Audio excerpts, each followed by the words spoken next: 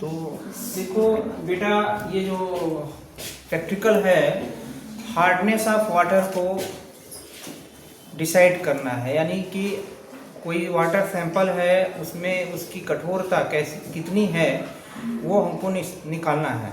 तो पहले तो ये समझ में आए कि कठोरता होता क्या है, हार्डनेस ऑफ वाटर है क्या। तो हार्डनेस और कैसे आइडेंटिफाई होता है कि कोई वाटर हार्ड है या सॉफ्ट है। तो आपने सुना होगा कि कुछ जगह के पानी साबुन से वॉश करने पर झाग नहीं देता है, तो उस पानी को हार्ड वाटर कहते हैं, और जो पानी साबुन के साथ झाग देते हैं उसको सॉफ्ट वाटर कहते हैं। तो सॉफ्ट और हार्ड वाटर का यही आइडेंटिफिकेशन है कि ये सोप प्लस वाटर फॉर्म करता है, this is soft water.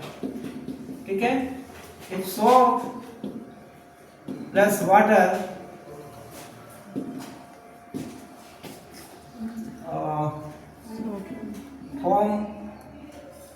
not form, then it is called hard water। यानी बच्चों समझ में आया, सबको समझ में आया। अब बात आती है कि सर ये हार्डनेस होती क्यों है और क्यों नहीं ऐसा होता है, झाग क्यों नहीं देता है। मैं बताता हूँ।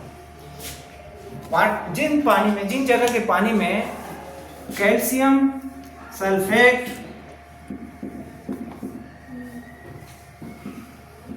Calcium carbonate, calcium magnesium sulphate, magnesium carbonate,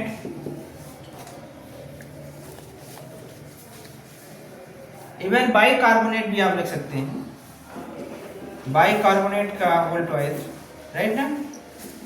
तो मैं ये -1, दिस साल्ट जिस वाटर में प्रेजेंट होगा वो वाटर हार्ड वाटर कहलाता है। यानी कि किसी भी पानी की जो हार्डनेस है वह इस आयनों के कारण, कैल्शियम, इसको यूं कर लीजिए, कैल्शियम 2+ और मैग्नीशियम 2+ आयन के कारण होता है।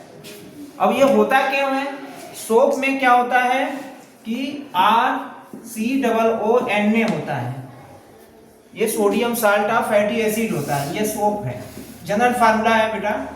ठीक है, तो होता क्या है कि जब इसमें कैल्शियम आयन होते हैं या मैग्नीशियम आयन होते हैं, ठीक है, तो ये सोप के साथ ये सॉल्युबल होता है, ये सोडियम साल्ट ऑफ फैटी, जो सोप होता है ना बेटा, this is the sodium salt of fatty acid होता है, FATTY एसिड। प्यारे बच्चों समझ में आ रहा है। फैटी एसिड कहते हैं कार्बोक्सिलिक ग्रुप वाले जिसमें R ग्रुप बड़े बड़े होते हैं, जैसे C17H